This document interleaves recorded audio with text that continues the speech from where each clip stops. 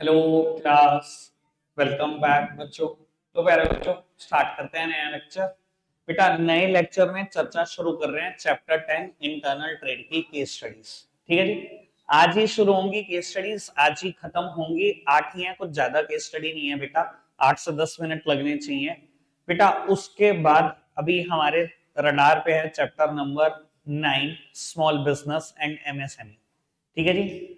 वो चैप्टर वो भी 5 ही लेक्चर का है, बहुत जल्दी उसको भी खत्म कर लेंगे। फिर के थोड़ी बहुत केस स्टडी, एक दिन केस स्टडी का मान लो 6 लेक्चर। ठीक है जी। और फिर हमारे पास लास्ट चैप्टर इंटरनेशनल बिजनेस, 7-8 दिन का वो चैप्टर है। इस बार वो टॉपिक नहीं कराए जाएंगे जो कोर्स में नहीं है। ठीक है जी। फिर उसकी केस स्टडी साइड।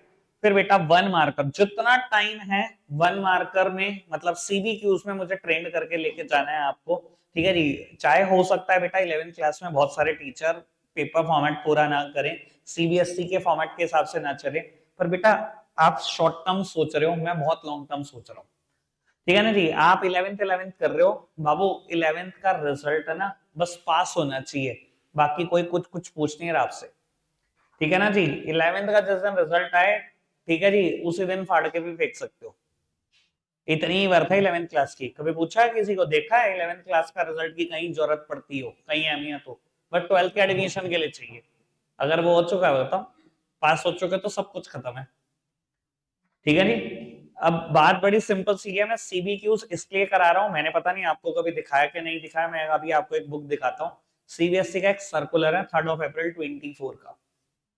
पिछले साल जब आप 1 अप्रैल को मेरे पास आए, 3 अप्रैल को सीबीएसई का एक सर्कुलर आया कि इस साल से बोर्ड एग्जाम में हर साल 50% कंपिटेंसी बेस्ड क्वेश्चन आएंगे।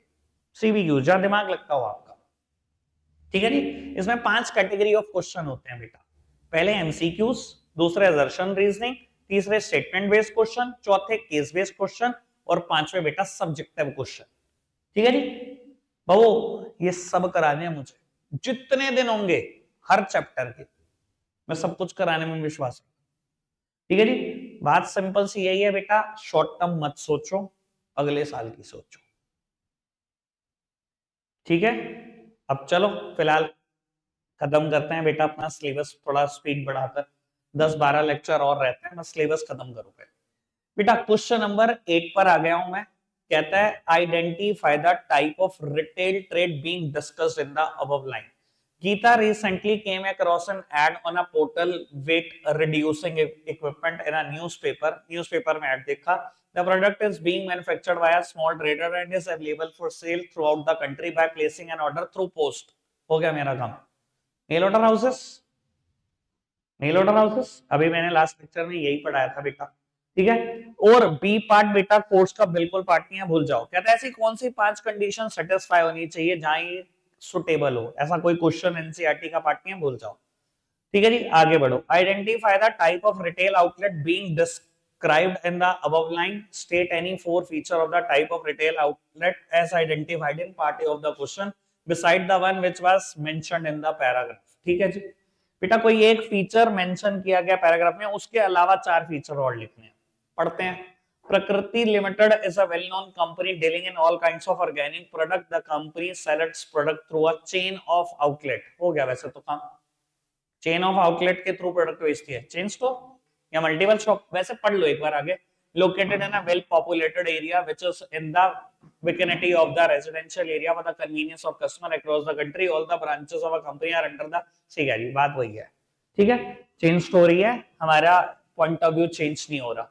बाबू एक मिनट मेरी तरफ देखना बेटा। आपको क्या लगता है कौन, आपको क्या लगता है कौन सा फीचर डिस्कस हुआ है केस में? आपने केस पढ़ा मेरे साथ साथ, आपको क्या लगता है कौन सा फीचर डिस्कस हुआ केस में? Location, residential area. ठीक है ना जी। उसको छोड़ के बाकी किसी की भी बात। ठीक है। आगे बढ़ो। 6th case study. Identify the type of retail outlet being described in the above line. 2 merit 2 demerit लिखनी है बेटा। Rajendra Singh and his brother Ravinder Singh own a large-scale retail outlet at a central location in Amritsar। Hint तो मिल गया, departmental store का hint होता है। They deal in varied kinds of product like textile, footwear, cosmetics, etc., which are sold through different division within the establishment. ठीक है जी बेटा, departmental store है, लिख देना, और कुछ हो ही नहीं सकता आंसर। वैसे सुपरमार्केट और डिपार्टमेंटल स्टोर सेम है, पर आपके स्कूल में सुपरमार्केट कटवा दिया होगा, है ना? तो बता रहा हूँ बहुत सारे स्कूल में यही करते हैं। ठीक है जी, उन्हें कह देते भैया कोई अंतर ही नहीं होता, कटवा क्यों दिया? बताया करो ना उन्हें थोड़ा थोड़ा। सर एक ही बात होती है सर, समझो तो सही, पढ़ो तो सही कभी। चलो, how would you classify Pranav as a type of retailer? Pranav कौन से टाइप का रिटेलर है? Name the category of type of retail trade as identified in part of the question under which he should be placed, और उसके 3 feature लिखने हैं। बेटा जब वो आपसे टाइप ऑफ रिटेलर पूछता है और उसकी कैटेगरी पूछता है ना, पहले ये भी देख लो किन चीजों के फर्दर क्लासिफिकेशन है। इटिनेरेंट रिटेलर है तो उसके 4 क्लासिफिकेशन है फर्दर। फिक्स शॉप में भी स्मॉल फिक्स शॉप है तो उसके एनसीईआरटी में 4 है, मैंने 5वां भी बताया था, सिंगल लाइन स्टोर। और फिक्स शॉप में भी अगर लार्ज फिक्स शॉप है तो उसके भी 4-5 कैटेगरी है, departmental store, chain store, mail order houses, ठीक है ना, मैंने सुपरमार्केट भी करा दिया आपको, ठीक है, उसकी भी 4-5 कैटेगरी है। ठीक है जी, तो डिपेंड करेगा भी क्वेश्चन में है क्या, पढ़ो। कहते हैं the brand Vishwas was established in year 1970 by PR enterprises limited to produce all kinds of stainless steel tableware and kitchenware product. In due course of time, the brand became popular among consumers in India and enjoy a huge market share. The company sells its product through a wide distribution network comprises of different kind of retailer. Pranav has been selling the company's product over 2 decades. 20 साल से बेच रहा है, and now owns a retail outlet in Nagpur wherein all kind of tableware and cooking ware are available for sale. बेटा बस नागपुर में एक दुकान है बस, और तो कुछ समझ नहीं आ रहा। स्मॉल फिक्स शॉप रिटेलर बोल दूं, किचन वेयर टेबल वेयर ही बेच रहा है बस। स्पेशलिटी स्पेशलिटी और कुछ हो ही नहीं रहा। आगे बढ़ जाए, फीचर लिखने हैं 3 को लिखे जाएंगे बेटा। How would you classify Ajay as a type of retailer? B part में उसकी कैटेगरी बतानी है। सी पार्ट में also briefly explain any 2 type of retailer which fall in the same category as Ajay as identified in part A of the question. ठीक है जी, कोई category हमने यहाँ पर आइडेंटिफाई की, उसका एक टाइप है अजय, उसी कैटेगरी के 2 और पार्ट भी बताने हैं मुझे। ठीक है, पढ़ो।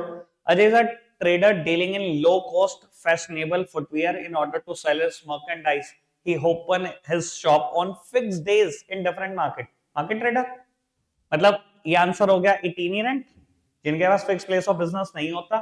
ठीक है जी, वो क्या करता है, फिक्स डेज पे दुकान खोलता है, जैसे मंगल बाजार हमारे यहाँ का। मार्केट ट्रेडर, और बेटा इसी की 2 कैटेगरी और लिख सकते हो, पैडलर्स एंड हॉकर्स लिख सकते हो, स्ट्रीट ट्रेडर, चीप जैक्स। ठीक है, आगे बढ़ जाए। टाइप ऑफ रिटेलर, उसकी कैटेगरी, उसके 2 फीचर, पढ़ो जी। Biju is a vegetable seller who heaps all kind of vegetable on his hand cart every morning and moves from one place to another during the day to sell his stock at the doorstep of customer. Peddler होकर, मतलब इटिनेरेंट retailer, उसमें भी peddler होकर, उसके 2 feature, एक तो maximum customer satisfaction, door step पे product दे रहा है। ठीक है जी, नॉन स्टैंडर्डाइज प्रोडक्ट दे रहा है, वेजिटेबल कभी स्टैंडर्डाइज नहीं हो सकती। ठीक है ना जी, आगे बढ़े। लो जी, 2 क्वेश्चन बचते हैं, पहले पहला ही पढ़ेंगे। Identify the various type of services Ajay is providing to retailer. बेटा कहता है कौन सी type of services Ajay retailer को दे रहा है। अजय तो पक्का होलसेलर है भैया, रिटेलर को सर्विसेज दे रहा है तो होलसेलर ही तो। ठीक है ना जी, अब बेटा आइडेंटिफाई करनी है, करेंगे आइडेंटिफाई, आगे बढ़ो। Also mention any 2 services that he must be extended to manufacture as well. कहता है 2 सर्विसेज और बता दो जो मैन्युफैक्चरर को भी देता है, होलसेलर मैन्युफैक्चरर को भी तो सर्विसेज देता है। ठीक है जी, अब रिटेलर की सर्विसेज तो आइडेंटिफाई करके लिखनी है, ये आइडेंटिफाई करके भी नहीं लिखनी, कोई भी 2 सर्विसेज लिख दो जो आप होलसेलर को देते हो। Facilitated large scale production, storage facility, ठीक है ना, इनेबलिंग लार्ज स्केल प्रोडक्शन था, sorry enabling large scale production है ना, स्टोरेज फैसिलिटी था, बियरिंग रिस्क था, पता नहीं क्या क्या था, 7 आइटम पड़ी थी वहां पे। ठीक है, अब वो 4 सर्विसेज होलसेलर की टू द रिटेलर, पढ़ना जरा एक बार आप, पढ़ना। बेटा सबसे पहली बात ये वाली लाइन पढ़ो, second line, he meets the demand of the retailer by procuring different kind of paper from different manufacturers। बाबू क्या क्या करता है ये पर्सन अजय, बहुत सारे मैन्युफैक्चरर से पेपर खरीद के लाता है, उसकी दुकान पे रिटेलर आता है, हर ब्रांड का प्रोडक्ट मिल जाता है। सर याद है मैं कॉस्मेटिक्स में सेम एग्जांपल देता था अपने ब्रदर की शॉप का, अवेलेबिलिटी ऑफ गुड्स, ठीक है जी, रिटेलर सेटिस्फाई, एक ही दुकान पे है, सारे मैन्युफैक्चरर का प्रोडक्ट ले गया, ठीक, आगे बढ़ना। कहता है he extensively undertake ad and other sales promotional activity for his product which in turn also help the retailer in persuading prospective buyer। बेटा अजय क्या कर रहा है, एड भी कर रहा है, प्रमोशनल एक्टिविटी भी कर रहा है, जिसकी वजह से बाकी रिटेलर का भी सामान बिक रहा है। हमेशा एग्जांपल देता था ना, मान लो एक हैवेल्स का डिस्ट्रीब्यूटर शहर में बैठा है, नो एसकेएम में भी बोर्ड लगवा दिया, बेरी बाग भी लगा दिया, कोट रोड भी लगा दिया, ठीक है जी, एड्रेस किसका डलवा देता है, नो एसकेएम की दुकान का ही एड्रेस, नुमैश कैम में ही एक दुकान है रिटेलर की, उसका एड्रेस डलवा दिया है। ऐड कौन कर रहा है, डिस्ट्रीब्यूटर, लोग ऐड देख रहे हैं, दुकान से खरीद रहे हैं नुमैश कैम की, क्या बेटा उसको जो डिस्ट्रीब्यूटर उसको कोई फर्क पड़ रहा है, उसको तो और अच्छा लग रहा है आपका सामान बिक रहा है, ऐड उसने अपने पैसों पे किया, सामान बिक रहा है नुमैश कैम की दुकान का, क्या फर्क पड़ता है, अल्टीमेटली सामान तो उसी का बिक रहा है। मैंने आपको इस बार ये एक नया एग्जाम्पल भी दिया था कि बहुत बार आप देखते हो पेप्सी और कोका कोला के बोर्ड जा रहे होते हैं, एक टेम्पो पे रख के, एक थ्री व्हीलर पे रख के, है ना, अलग अलग दुकानों के नाम लिखे हुए हैं, dash confectionery, dash confectionery, dash confectionery, सबकी दुकानों पे लग जाते हैं। उन्होंने खुद बनवाए इतने सारे flex board, Coca Cola company के डिस्ट्रीब्यूटर ने बनवा के दिया, सारा खर्चा किया, कितने रुपए का फ्लेक्स बोर्ड होगा, 1000 रुपए का, लोग 50-50 हजार रुपए का सामान खरीदते हैं आपसे, आपको कोई फर्क पड़ता है क्या, अल्टीमेटली सामान तो आप ही का बिक रहा है, ठीक है ना जी, याद है ना ये बात। बाबू हेडिंग का नाम था मार्केट सपोर्ट, आगे बढ़ जाओ।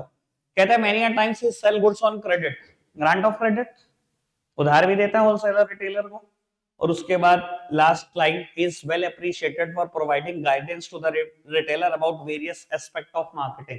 वैसे यहाँ पर हमारा एग्जांपल कुछ और था, स्पेशलाइज्ड नॉलेज, होलसेलर ये बताता रहता ना, अगर कोई होलसेलर एक स्पेशल लाइन में एक्सपर्ट हो, एक ही प्रोडक्ट बेचता है, तो उसे पता होता है ना अगला नया प्रोडक्ट कौन सा आने वाला, कैटलॉग भी आ जाती है उसके पास, गाइड भी करता रहता है, ऐसे करो वैसे करो, स्पेशलाइज्ड नॉलेज, ठीक है। Last case study of the day, identify the various type of retailing services ITES is providing to his customer।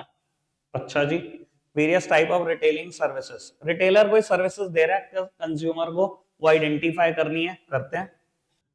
बेटा पार्ट बी में कहता है also mention any two other services provided by retailer to his customer which are not mentioned above.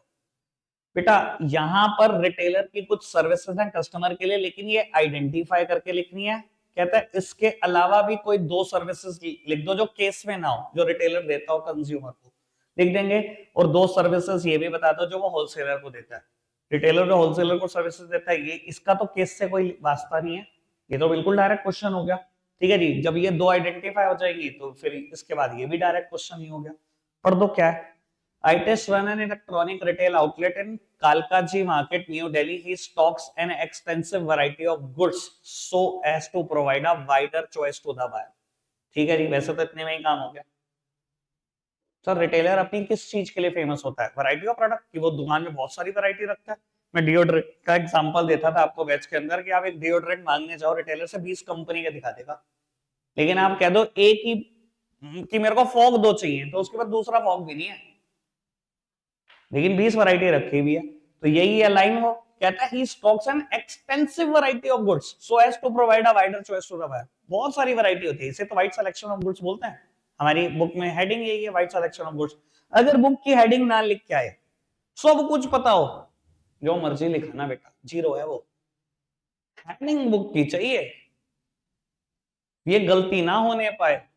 तभी मैं कहता हूं हर बार एक ही चीज होती है बिजनेस स्टडीज के बैच में, पढ़ा दिया भैया हेडिंग सुनाओ, हेडिंग सुनाओ। आप यही परेशान होते रहते हो क्यों मैं हेडिंग क्यों सुन रहा हूं, क्योंकि मुझे पता है डायरेक्ट नंबर नहीं ले पाओगे आप, जो फ्री के नंबर है वो भी नहीं लूट पाओगे। चलो खैर आगे बढ़ जाते हैं।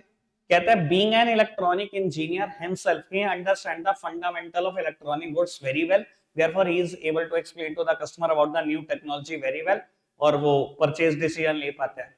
बाबू ऑल्दो मैं वैसे बता देता हूं कि ये थोड़ा सा ना मैटर से भटक गए, पर आंसर फिर भी मेरे पास ऑप्शन लिखने का एक ही है, न्यू प्रोडक्ट इन्फो होना चाहिए।